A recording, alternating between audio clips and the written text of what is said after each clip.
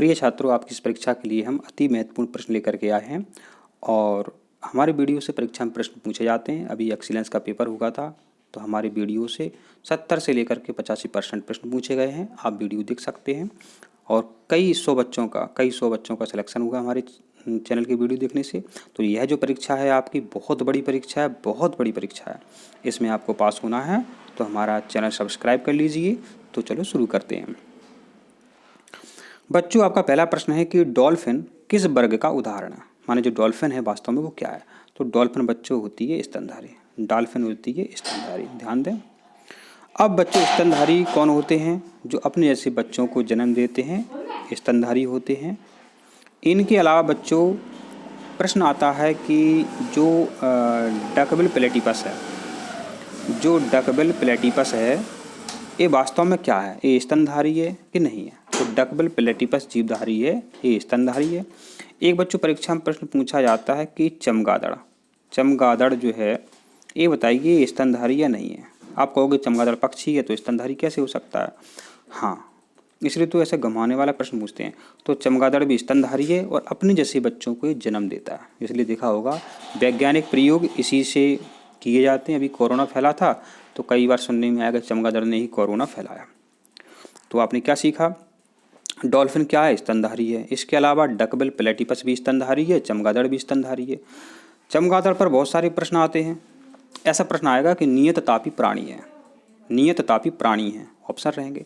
तो चमगादड़ एक नियततापी प्राणी। अब कहोगे सर नियततापी प्राणी क्या होता है? माने जो अपने शरीर का ताप स्थिर रखे, जैसे कि अपने शरीर का ताप बच्चों बताओ कितना होता है? हाँ सही है, 37 डिग्री सेल्सियस अपने शरीर का तापक्रम होता है। अगर भयंकर गर्मी पड़ रही हो तब भी अपना 37 डिग्री सेल्सियस तापक्रम रहेगा, और सर्दी पड़ रही हो -5 डिग्री सेल्सियस तापक्रम हो, बर्फ़ ही बर्फ़ जमी हो, जब भी अपने शरीर का तापक्रम होता है 37 डिग्री सेल्सियस। माने उतना ही शरीर का ताप बना रहे, माने नियत बना रहे, ठीक है, उसे कहते हैं नियत तापी। तो चमगादड़ स्तनधारी है, इसलिए ये सही अपने शरीर के तापक्रम को नियंत्रित कर लेता है। तो जो स्तनधारी होते हैं वो नियत तापी प्राणी होते हैं, ध्यान दें आप। अगला प्रश्न जो है बच्चों आपका सबसे बड़ा, ठीक है, उड़ने में असमर्थ पक्षी है, सबसे बड़ा है लेकिन वो उड़ नहीं सकता। ध्यान दें, यहाँ पर लिखा है उड़ने में असमर्थ, उड़ नहीं सकता है लेकिन सबसे बड़ा है। ऐसा कौन सा है? तो बच्चों वो है आपका ऑस्ट्रिच पक्षी। ऑस्ट्रिच पक्षी सबसे बड़ा है लेकिन वो उड़ नहीं सकता है, ठीक है, सबसे बड़ा है, उड़ नहीं सकता। अब परीक्षा में प्रश्न ऐसा भी एक आपसे पूछेंगे कि एमू पक्षी है। आप कहोगे हाँ एमू पक्षी है और छोटा है, बहुत छोटा है। तो एमू पक्षी उड़ सकता है, नहीं उड़ सकता है? तो आप कहोगे हाँ क्योंकि छोटा है। नहीं, लेकिन ऐसा ही प्रश्न पूछते हैं आपसे। तो एमू पक्षी है, सबसे छोटा है लेकिन उड़ नहीं सकता है। कई बार परीक्षा में प्रश्न आपसे उन्होंने पूछा। अगला प्रश्न बच्चों कि निम्नलिखित में किस जंतु में अमरत्व का गुण पाया था? माने जो अमर है, माने ऐसा कौन सा जीव है कि जो अमर है? आप कहोगे सर सभी जंतु मर जाते हैं, कोई भी अमर नहीं है।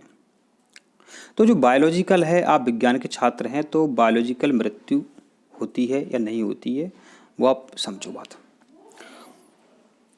जो हाइड्रा है, कोई एक हाइड्रा है बच्चों, वो हाइड्रा है तो ये हाइड्रा आपका ये अपने आप नहीं मरता है। हाइड्रा अपने आप नहीं मरता, ध्यान दें। जो हाइड्रा है बच्चों अपने आप नहीं मरता है, इसमें अमृत का गुण पाया था। आप कहो सर अमृत क्या है? हाँ, आपने एक हाइड्रा पकड़ लिया और पत्थर पर फेंक दिया और उसके हो गए टुकड़े, कितने हो गए? 7 टुकड़े हो गए। तो बच्चा पता है आपको शायद 7 हाइड्रा बन गए, 7 हाइड्रा, ये मरा नहीं, पकड़ के फेंक दिया। अब आपको गुस्सा आए तो चाकू से काट दिया, 3 4 5 6 7 8 काटते जाओ तो उतने ही हाइड्रा बन जाएंगे। तो मरा नहीं मरा। तो क्या है? ये अमरत्व का गुण है इसमें, इस सामान्यतः मरता नहीं है।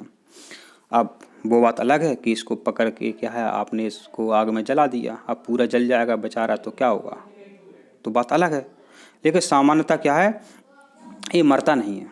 हाइड्रा जो है बच्चों सामान्यतः मरता नहीं है, हाइड्रा क्या है? अमर है। अब बच्चों यहाँ पर ध्यान दें, जोंक क्या होती है? जोंक होती है जो खून चूसती है शरीर में से, ठीक है, इसको लीची भी बोलते हैं। प्रश्न परीक्षा में पूछेंगे कि एक कोश के जीव कौन सा है? एक कोश के जीव कौन सा? अमीबा, बता देना। परीक्षा में ये भी प्रश्न बनेगा कि युगलीना के बारे में बताओ। तो बच्चों जो युगलीना है जंतु और पादप के बीच की कड़ी है। माने पादपों से जंतु बने तो पादप से पहले युगलीना बना फिर जंतु बने, तो इसलिए पादप और जंतुओं के बीच की कड़ी क्या है? युगलीना है। एक कोश की जीव अमीबा है और किसमें अमरत्व का गुण पाया था? कौन अमर है? हाइड्रा जंतु क्या है? अमर है। ये प्रश्न आशा करते हैं आपको इस समझ में आ गया है। अब हम देखते हैं कि निम्नलिखित में से किसमें नियत तापी प्राणी है। अपन चर्चा कर चुके हैं। तो जो चमगादड़ है एक नियत तापी प्राणी है। चमगादड़ क्या है? एक नियत तापी प्राणी है।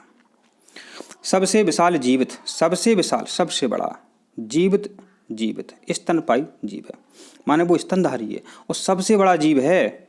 आप सभी जानते हैं ब्लू व्हेल मछली। अब यहाँ इसको उन्होंने हिंदी लिख दी नीली व्हेल, तो बच्चे इसी में चकरा जाते हैं, इसी में चकराते हैं।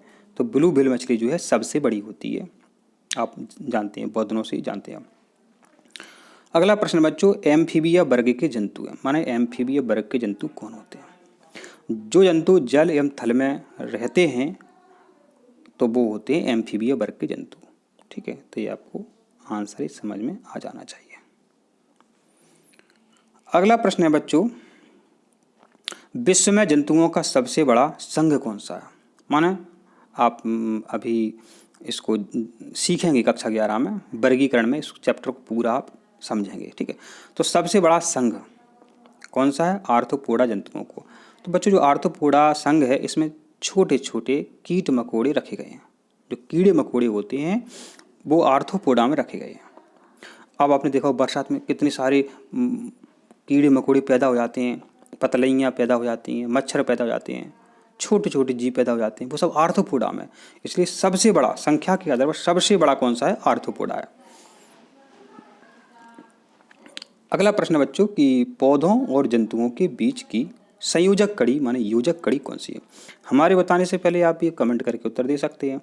अभी अपन ने बात करी थी कि जंतुओं और पादप के बीच कड़ी कौन सी है। अपन ने पहले साथ प्रश्न में समझा था कि युगलीना, समझा था कि नहीं समझा था? तो इसका करेक्ट आंसर क्या आपका? युगलीना। अब बच्चों प्रश्न है कि पक्षियों की हड्डी होती है, कैसी होती है? तो पक्षियों की हड्डी बच्चों खोखली होती है। इसी कारण से बच्चों पक्षियों में होता है वजन कम, इसलिए वो उड़ जाते हैं। अगर भारी होती है हड्डी तो वो नहीं उड़ पाते, ठोस होती है तो नहीं उड़ पाते क्योंकि वजन ज़्यादा हो जाता। तो पक्षियों की हड्डी खोखली होती है, उनका शरीर हल्का होता है, इसलिए वो उड़ लेते हैं। अब बच्चों आपका नेक्स्ट क्वेश्चन है कि स्तनधारियों के हृदय में कितने चैम्बर होते हैं? तो स्तनधारियों के हृदय में बच्चों 4 चैम्बर होते हैं, 4 चैम्बर होते हैं। अपना जो बच्चों हृदय है 4 भागों में बटा होता है, इस तरीके से होता है। शुद्ध रक्त आता है, फिर ठीक आता है, पहले अशुद्ध रक्त आएगा, माना कि वो फेफड़ों में जाएगा, फेफड़ों से फिर हृदय में जाएगा, हृदय में जाएगा, घूमता और शरीर से वो निकल जाता है, शरीर से वो निकल जाता है। तो ध्यान दें, इस तरीके से होता है।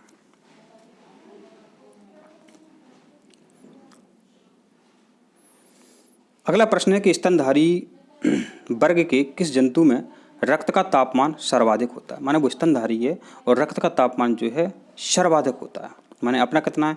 अपना 37 है, 37 है।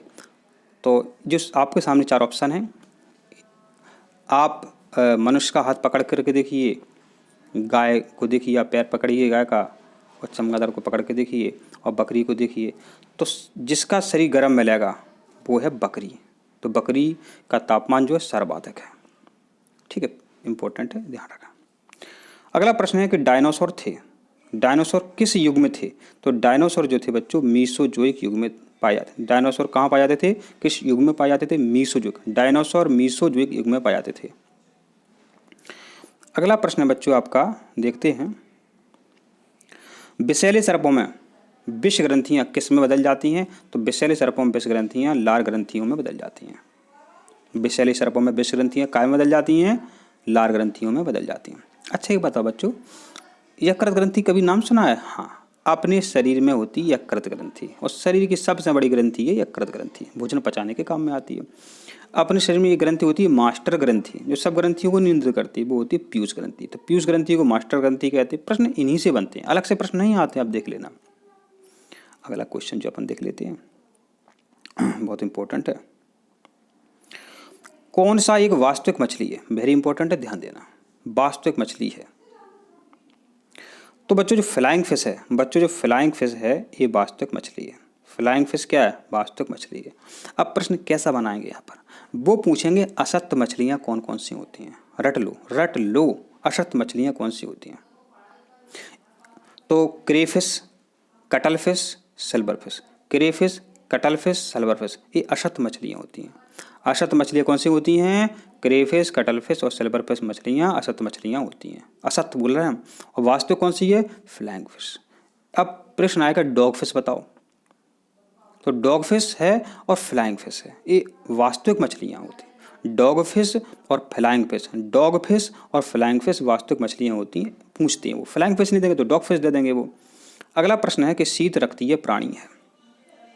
तो आपका करेक्ट आंसर है ए सभी। तो ए सभी जो है शीत रक्तीय प्राणी है। सर्प है, मेंढक है, छिपकली है, ये सभी शीत रक्तीय प्राणी होते हैं। तो बच्चों हम आशा करते हैं आपको हमारे प्रश्न के आंसर समझ में आ गए हैं। इसी तरह वीडियो देखने के लिए चैनल को आप सब्सक्राइब जरूर करें। और फिजिक्स केमिस्ट्री के लिए वो हमारा दूसरा चैनल है, उसको सब्सक्राइब कर लीजिए अगर आपको इस परीक्षा में पास होना है तो। धन्यवाद।